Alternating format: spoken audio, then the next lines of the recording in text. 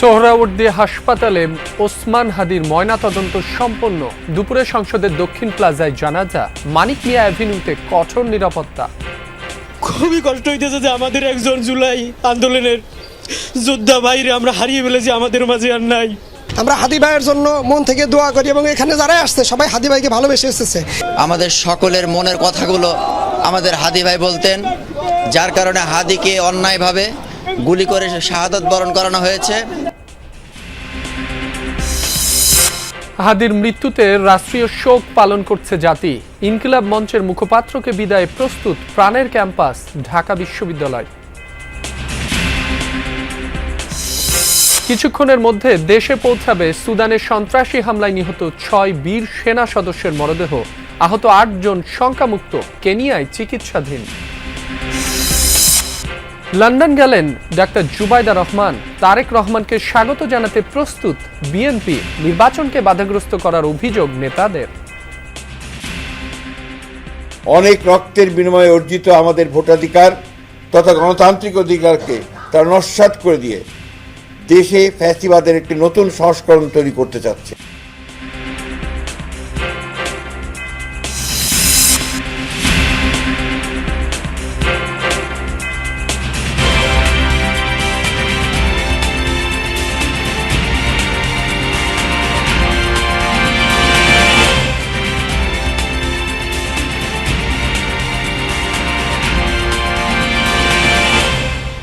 যমুনা নিউজে আমন্ত্রণ। আপনাদের সঙ্গে আছি মাসুম রাব্বি। এতক্ষণ শিরোনাম দেখছিলেন। রাজধানীর সোহরাওয়ার্দী হাসপাতালে সম্পন্ন হলো ওসমান হাদির ময়নাতদন্ত। এখানেই শেষ গোসল দেওয়ার পর কাফন পরানো হবে।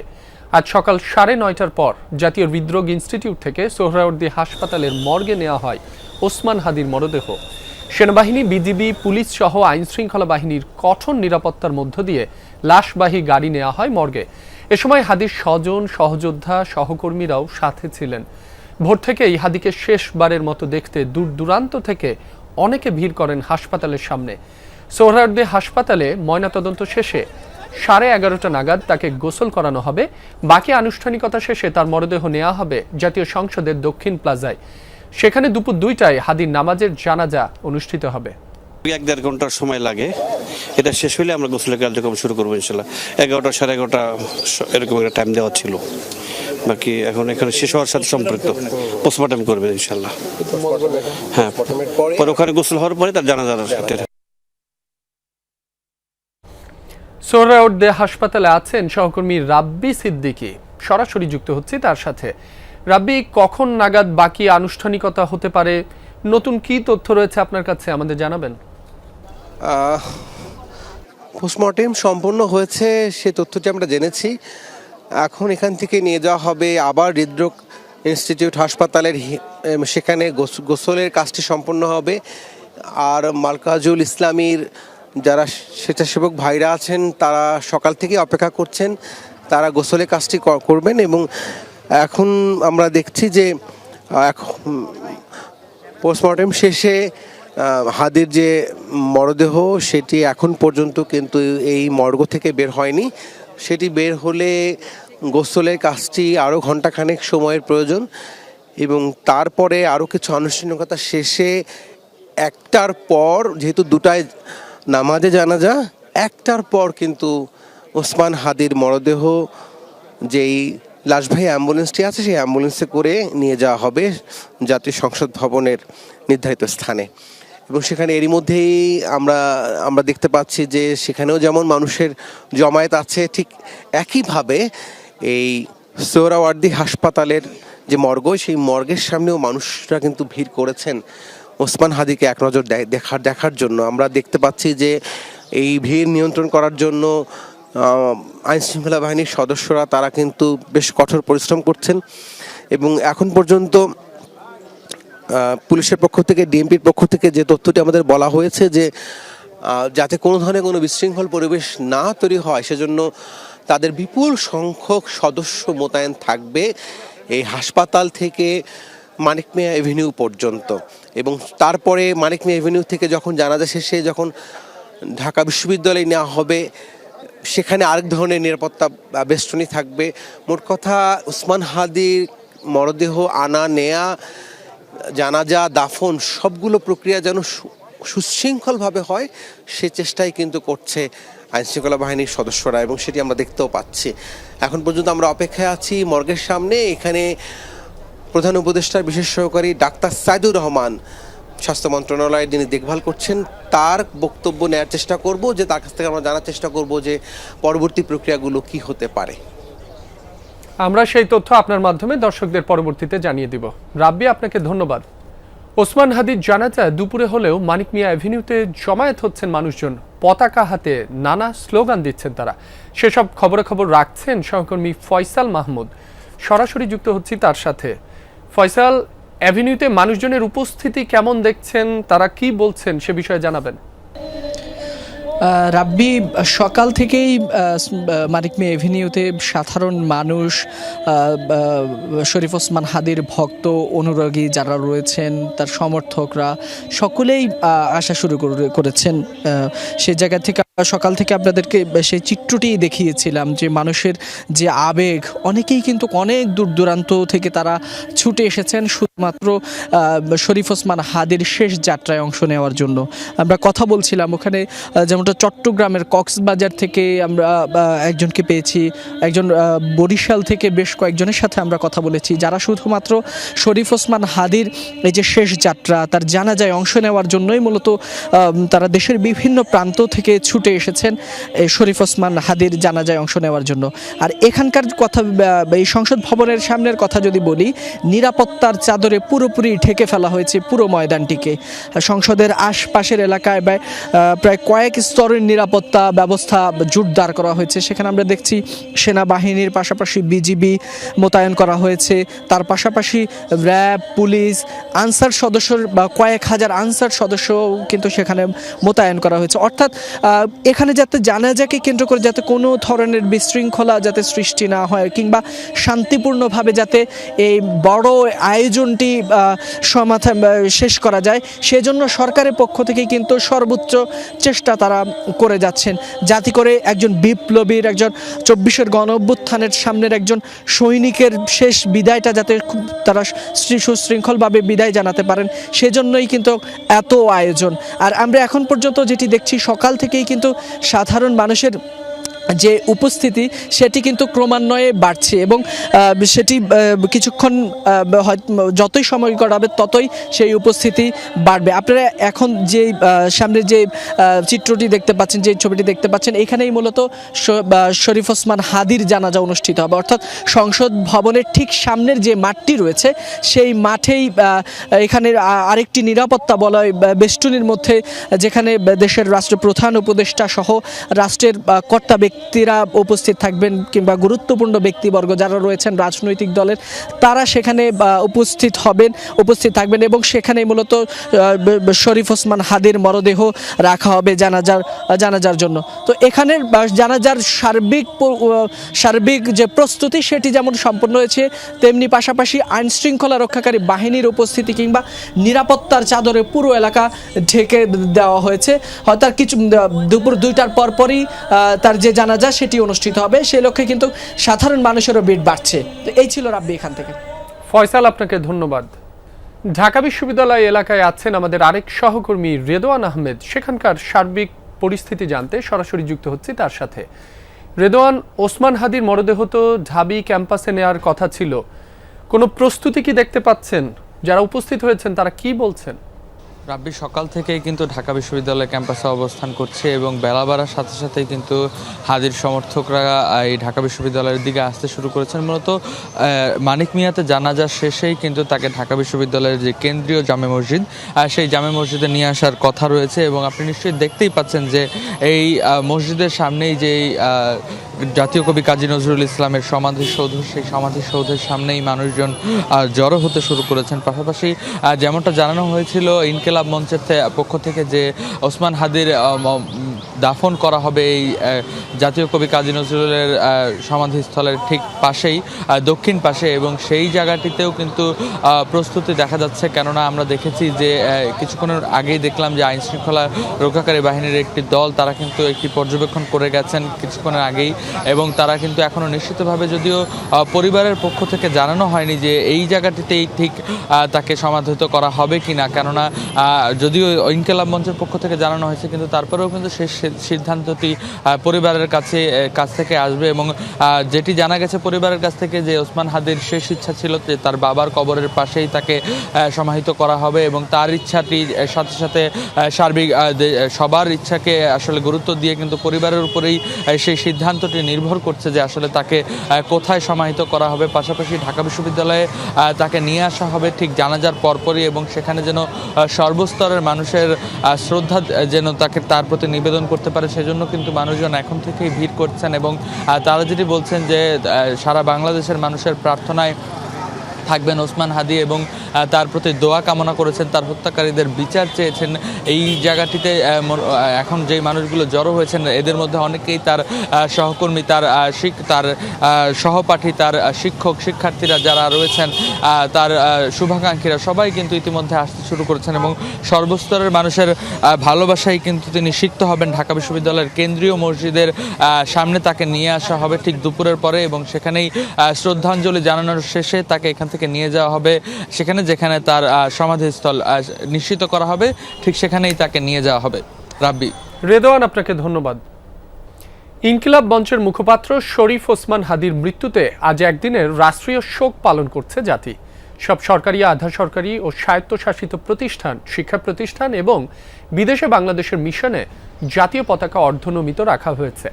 এর আগে শুক্রবার ওসমান হাদির রুহের মাগফিরাত কামনায় দেশের মসজিদগুলোয় বিশেষ দোয়া ও মোনাজাত অনুষ্ঠিত হয়।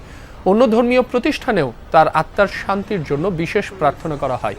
বৃহস্পতিবার রাত 9:30টার জাতির উদ্দেশ্যে দেয়া ভাষণে ওসমান হাদির মৃত্যুর সংবাদ নিশ্চিত করেন প্রধান উপদেষ্টা ডক্টর মোহাম্মদ ইউনূস। সে সময়ই শুক্রবার সারা দেশে দোয়া ও প্রার্থনার আহ্বান জানান তিনি। একই সাথে শনিবার একদিনের রাষ্ট্রীয় শোক ঘোষণা করেন। পরে অন্তর্বর্তী সরকারের জারিকৃত প্রজ্ঞাপনেও রাষ্ট্রীয় শোকের বিষয়টি প্রকাশ করা হয়।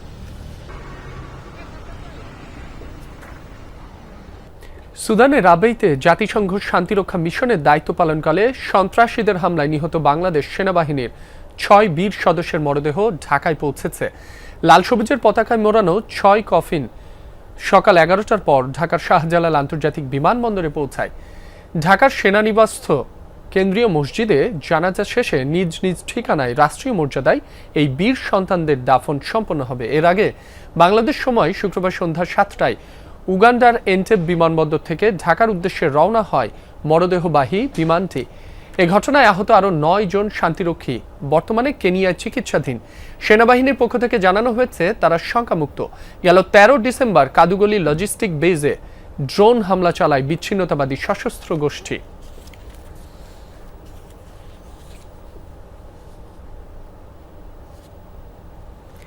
এ বিষয়ে আরো জানাতে বিমানবন্দর থেকে যুক্ত হচ্ছেন সহকর্মী তাজনুর ইসলাম। তাজনুর, মরদেহ কি হস্তান্তর শুরু হয়েছে? এরপর কার্যক্রম কি, বিস্তারিত জানাবেন। সেনাবাহিনীর উচ্চপদস্থ বেশ কয়েকজন কর্মকর্তা এরই মধ্যে বিমানবন্দরের যে 8 নম্বর গেট, যেটাকে কার্গো ভিলেজ বলা হয়, কার্গো গেট বলা হয়, সেই গেটে তো অনেক আগেই প্রবেশ করেছেন। বিশেষ করে 10:30টার পরেই তারা প্রবেশ করেন। আমরা সবশেষ যে খবর পেয়েছি 11:04 সময় এমিরেটসের সেই ফ্লাইট, যেটিতে আসলে এই 6 বীর সেনা সদস্যের মরদেহ আনা হচ্ছিল, সেটি অবতরণ করেছে শাহজালাল আন্তর্জাতিক বিমানবন্দরে, এবং তারপরে যে হস্তান্তরের যে আনুষ্ঠানিকতা সেটি শুরু হয়েছে। অর্থাৎ প্রায় 13 মিনিট হয়ে গেল। এই 13 মিনিটে নিশ্চয়ই যেই মরদেহগুলো ভেতরে রয়েছে সেগুলো একে একে লাশবাহী গাড়িতে তোলা হবে, এবং সেই লাশবাহী গাড়িগুলোও 10:45 দিকেই ভেতরে প্রবেশ করে। সুতরাং আমরা কিছুক্ষণের মধ্যেই সেই উচ্চপদস্থ সেনা সদস্যদের মাধ্যমে নিশ্চয়ই জানতে পারবো যে সেগুলো হস্তান্তর প্রক্রিয়া সম্পন্ন হয়েছে কিনা, যখন কিনা এই যে গেটটি আমরা দেখতে পাচ্ছি এই ফটক দিয়েই তাদের বেরোবার কথা রয়েছে। পরবর্তী আনুষ্ঠানিকতা সেটি হচ্ছে আজকে সেই মরদেহগুলো আসলে সেনানিবাসে নিয়ে যাওয়া হবে, এবং যেই তথ্য আমরা সবশেষ জানতে পেরেছি আগামীকাল অর্থাৎ 21 ডিসেম্বর সেনা সদরের ওখানে যেই সেনানিবাসের ভেতরে যে কেন্দ্রীয় মসজিদ রয়েছে সেখানে জানাজা অনুষ্ঠিত হবে এবং তারপরে এই 6 জন সেনা সদস্যের যে নিজ নিজ ঠিকানা রয়েছে সেখানে হেলিকপ্টারের মাধ্যমে সেই মরদেহগুলো পাঠানো হবে এবং যার যার গ্রামের বাড়িতে সেই মরদেহগুলো দাফনের ব্যবস্থা বা সেই উদ্যোগ নেওয়া হয়েছে। তার আগে সেনাবাহিনীর যেই আনুষ্ঠানিকতাগুলো রয়েছে একই সঙ্গে তাদের সেই মরদেহগুলোকে সম্মান জানানোর যে ব্যাপারটি রয়েছে সেই সম্মানের সেই আনুষ্ঠানিকতাগুলো সেনাবাহিনীর তরফ থেকে সেগুলো সম্পন্ন করা হবে। তবে আজকের যে আনুষ্ঠানিকতা সেটি হচ্ছে এই মরদেহগুলো ভেতর থেকেই হস্তান্তর করা হবে, লাশবাহী গাড়িতে তোলা হবে। তবে পরিবারের সদস্যরা বা পরিবারের সদস্যদের কাউকে আমরা এই বিমানবন্দরের গেটে অন্তত পক্ষে এখন অবধি কাউকে দেখতে পাইনি। সুতরাং সেনাবাহিনী পুরো কার্যক্রমটি আসলে সমন্বয় করছেন। সেই সমন্বয়ের সেই সবশেষ যে তথ্য সেটি জানার জন্য আমরা এই ফটকের বাইরে অপেক্ষা করছি। রাব্বি। তাজনুর, আপনাকে ধন্যবাদ। ঢাকায় 15 দিন অবস্থানের পর লন্ডনের উদ্দেশ্যে যাত্রা করেছেন বিএনপির ভারপ্রাপ্ত চেয়ারম্যান তারেক রহমানের স্ত্রী ডাক্তার জুবাইদা রহমান। হযরত শাহজালাল আন্তর্জাতিক বিমানবন্দর থেকে সকাল 9:15টায় বাংলাদেশ বিমানের একটি ফ্লাইটে ঢাকা ছাড়েন। সকাল 8:30টার দিকে ধানমন্ডির বাবার বাসা থেকে হযরত শাহজালাল আন্তর্জাতিক বিমানবন্দরে যান ডাক্তার জুবাইদা। এ সময় তার সঙ্গে কোনো দলীয় নেতা কর্মী উপস্থিত ছিল না। ঢাকা ডাক্তার জুবাইদা 25 ডিসেম্বর বিএনপির ভারপ্রাপ্ত চেয়ারম্যান তারেক রহমান ও কন্যা জাইমা রহমানের সাথে ঢাকায় ফিরবেন। সাবেক প্রধানমন্ত্রী খালেদা জিয়ার শারীরিক পরিস্থিতি সংকটাপন্ন হওয়ায় গেল 5 ডিসেম্বর ঢাকায় আসেন বিএনপির ভারপ্রাপ্ত চেয়ারম্যানের স্ত্রী। গত 15 দিন তিনি খালেদা জিয়ার চিকিৎসার দেখভাল করেন। বর্তমানে খালেদা জিয়ার শারীরিক পরিস্থিতি কিছুটা উন্নত হওয়ায় লন্ডন ফিরে যাচ্ছেন তিনি। দেশকে পরিকল্পিতভাবে নৈরাজ্যের পথে ঠেলে দিতে চায় একটি মহল, নস্যাৎ করতে চায় নির্বাচন। ইনকিলাব মঞ্চের মুখপাত্র ওসমান হাদির মৃত্যুকে ঘিরে সৃষ্ট বিশৃঙ্খলার নিন্দা ও ঘৃণা জানিয়ে এসব কথা বলেছেন বিএনপি মহাসচিব মির্জা ফখরুল ইসলাম আলমগীর। শুক্রবার রাতে গুলশানে দলের চেয়ারপারসনের কার্যালয়ে ভারপ্রাপ্ত চেয়ারম্যান তারেক রহমানের সভাপতিত্বে বিএনপির জাতীয় স্থায়ী কমিটির জরুরি বৈঠক হয়। ঘণ্টাখানেকের বৈঠক শেষে স্থানীয় কমিটির সিদ্ধান্ত জানান দলটির মহাসচিব। ওসমান হাদির হত্যাকারীদের গ্রেফতার ও বিচারের দাবি জানান তিনি। পাশাপাশি দৈনিক প্রথম আলো, the daily star, Chhayanaut, Udichi, Dhanmondi 32 এবং বিভিন্ন স্থানে আওয়ামী লীগ নেতাদের বাড়িতে হামলা ও অগ্নিসংযোগের ঘটনায় নিন্দা জানানো হয়। বৈঠকে ময়মনসিংহে এক যুবককে পিটিয়ে পুড়িয়ে মারা, সম্পাদক নুরুল কবিরকে হেনস্থা, খুলনা ও চট্টগ্রামে ভারতীয় হাইকমিশনে হামলার ঘটনায় ঘৃণা জানায় বিএনপি। অপরিসচিত এই হত্যাকাণ্ডের আমরা তীব্র ঘৃণা ও নিন্দা জানাচ্ছি। অবিলম্বে হত্যাকারীদের গ্রেফতার ও বিচারের জন্য আমরা আবারও দাবি জানাচ্ছি। যে ঘটনা প্রমাণ করে একটি পুরনো চিহ্নিত মহল দেশকে পরিকল্পিতভাবে নৈরাজ্যের পথে ধাবিত করতে চায়, দেশে ফ্যাসিবাদের একটি নতুন সংস্করণ তৈরি করতে চাচ্ছে। সরকারের নাকের ডগাতেই তারা এই তৎপরতা চালিয়ে যাচ্ছে। জনগণ মনে করছে যে সরকারের ভূমিকা সন্তোষজনক নয়, ফলে দেশ বিদেশে সরকার তথা দেশের ভাবমূর্তি ক্ষুণ্ণ হয়ে চলেছে। ময়মনসিংহের ভালুকায় সনাতন ধর্মাবলম্বীর এক যুবককে পিটিয়ে হত্যার ঘটনায় 7 জনকে আটক করেছে র্যাব। সকালে তথ্য জানান র্যাব 14 সিইও। বলেন, দীপু চন্দ্র দাসকে পিটিয়ে হত্যার ঘটনায় বিভিন্ন স্থানে অভিযান চালিয়ে আটক করা হয় লিমন সরকার, তারেক হোসেন, মানিক মিয়া, এরশাদ আলী, নিজুম উদ্দিন, আলমগীর হোসেন ও মিরাজ হোসেন আকনকে। বৃহস্পতিবার রাতে উপজেলার ডুবালিপাড়া এলাকার পায়োনিয়ার নিট কম্পোজিট কারখানার শ্রমিক দীপুকে পিটিয়ে হত্যা করা হয়। এরপর বিক্ষুব্ধ জনতা নিহতের মরদেহ ঢাকা ময়মনসিংহ মহাসড়কে নিয়ে আগুন দেওয়ার চেষ্টা করে।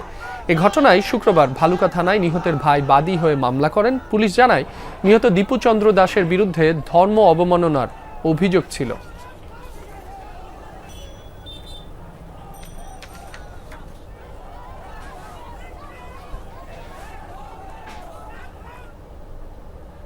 মাগুরায় বাংলাদেশ টেলিভিশন বিটিভির মহাপরিচালক মাহবুবুল আলম ও আন্তর্জাতিক অপরাধ ট্রাইব্যুনালের প্রসিকিউটর তানভীর হাসান জোহার বাড়িতে আগুন দিয়েছে দুর্বৃত্তরা। মাহবুবুল আলম ও তানভীর হাসান জোহার সম্পর্কে চাচা ভাতিজা। বাড়িটিতে কেয়ারটেকার ছাড়া আর কেউ ছিল না। স্থানীয়রা জানায়, শুক্রবার গভীর রাতে জেলা জজ আদালতের সামনে জোহা ভবনের মূল ফটক ও জানালায় দাহ্য পদার্থ ঢেলে আগুন দেয় দুর্বৃত্তরা। বিষয়টি টের পেয়ে দ্রুত আগুন নিভিয়ে ফেলে এলাকাবাসী। অগ্নিকাণ্ডে বড় ধরনের কোনো ক্ষয়ক্ষতি হয়নি। অতিরিক্ত পুলিশ সুপার মিরাজুল ইসলাম জানান, পুলিশ ঘটনাস্থল পরিদর্শন করে আলামত সংগ্রহ করেছে। নাশকতায় যারা জড়িত তাদের শনাক্ত করে দ্রুত আইনের আওতায় আনা হবে। ভোটের আগে চট্টগ্রামের শঙ্কার অন্যতম কারণ চিহ্নিত সন্ত্রাসীদের দৌরাত্ম্য। বিশেষ করে শীর্ষ সন্ত্রাসী ছোট সাজ্জাদ ও তার স্ত্রীর 7 মামলায় জামিন ঘিরে আলোচনা তুঙ্গে। তবে ফের জামিন স্থগিত এবং অন্য মামলায় গ্রেফতার দেখানোই সহসা মুক্তি মিলছে না তাদের। তার সহযোগীরা এখনো সক্রিয়, উদ্ধার হয়নি অস্ত্র।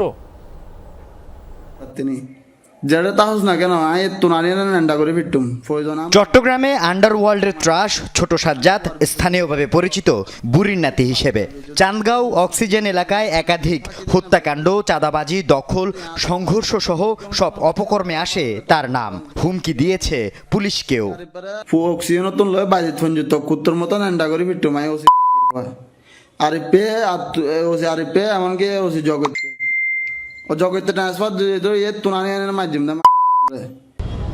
গত 25 মার্চ ঢাকা থেকে ছোট সাজ্জাদ এবং 10 মে চট্টগ্রামের বাকুলিয়া থেকে তার স্ত্রী তামান্না গ্রেফতার হন। চট্টগ্রাম কেন্দ্রীয় কারাগার থেকেই গ্যাং নিয়ন্ত্রণের অভিযোগ উঠলে সাজ্জাদকে সিলেটে ও তামান্নাকে ফেনী কারাগারে স্থানান্তর করা হয়। হাজবেন্ডকে ভালোবাসি, ভালোবাসবো। 10-20টা মামলা হলে আমি আমার হাজবেন্ডকে ভালোবাসি। চট্টগ্রাম 8 আসনে বিএনপির প্রার্থী এরশাদুল্লাহর গণসংযোগে সশস্ত্র হামলা ও গুলি করে সন্ত্রাসী সরোয়ার বাবলাকে হত্যার ঘটনায়ও অভিযোগের তীর দুর্ধর্ষ এই সন্ত্রাসীর দিকে। সম্প্রতি উচ্চ আদালত থেকে 7 মামলায় স্বামী স্ত্রীর জামিনের ঘটনার পর সৃষ্টি হয় তোলপাড়। জানাজানির পর রাষ্ট্রপক্ষের আবেদনের প্রেক্ষিতে জামিন স্থগিত করে চেম্বার আদালত। পুলিশও নতুন মামলায় গ্রেফতারের আবেদন জানিয়েছে। ফলে সহসা মুক্তি মিলছে না এই সন্ত্রাসীর। ছোট সাজ্জাদ এবং তার বাহিনী, এগুলো তো সন্ত্রাসী এবং ভাড়া খাটা খুনি। এগুলো একটা মামলা জামিন পাওয়া মানে এই না যে বেরিয়ে যাও। তো শেষ পর্যন্ত যাতে বেরোতে না পারে যাদের নাম বলছে, সেই জন্য যা যা ব্যবস্থা নেওয়া ইতোমধ্যে আমরা গ্রহণ করেছি। 19 মামলার আসামি ছোট সাজ্জাদ গ্রেফতার হলেও কোনো অস্ত্র উদ্ধার হয়নি।